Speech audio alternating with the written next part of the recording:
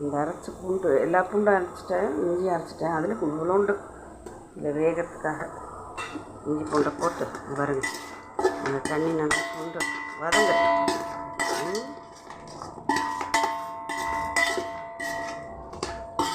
பூண்டை நல்லா வதக்கி பூண்டு இஞ்சி போட்டுக்கணும்.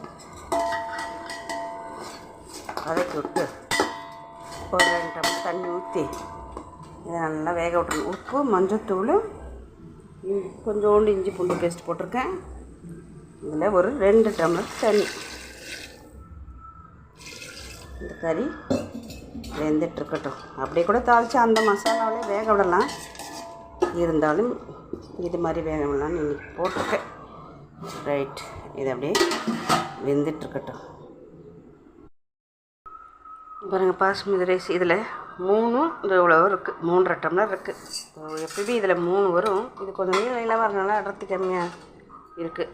3.5 டம்ளர் பாஸ்மதி ரைஸ். இதுக்கு 3.5க்கு 3.5, அப்புறம் ஒரு அரை வச்சா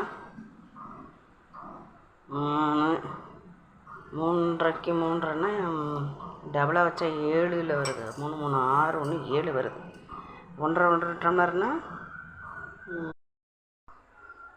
இப்போ இதில் 3 இருந்ததா 5.5 டம்ளர் தண்ணி வைக்கணும்.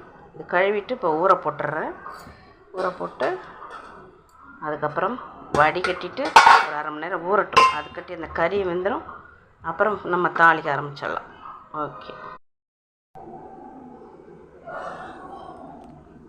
கோல்டு வின்னர் 200 எண்ணெய் ஊற்றிருக்கேன். கட்டி காஞ்சிடுச்சு. 200 எண்ணெய் ஊற்றிருக்கேன். ஃபஸ்ட்டு எண்ணெய் ரொம்ப காய விட வேணாம்.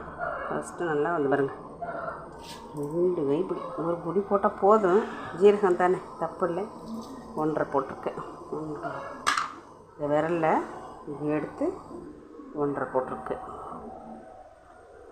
ஜீரகம் பொரிஞ்சிச்சுன்னா நெக்ஸ்ட்டு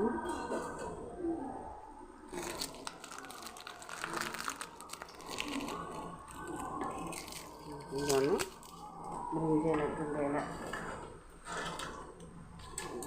போட்டிருக்கேன். போட்டு ஸ்ட்ரைட்டாக வெங்காயம் தான். ஃபஸ்ட்டு வேணால் பச்சை மிளகா போட்டுக்கலாம். காரம் எடுக்கணும் இல்லையா?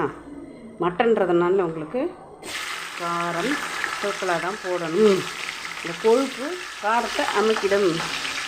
நிறைய கொழுப்பு போட்டிங்கன்னா அதுக்கேற்ற மாதிரி அந்த மிளகாயும் சேர்த்துக்கணும் அதிகமாக.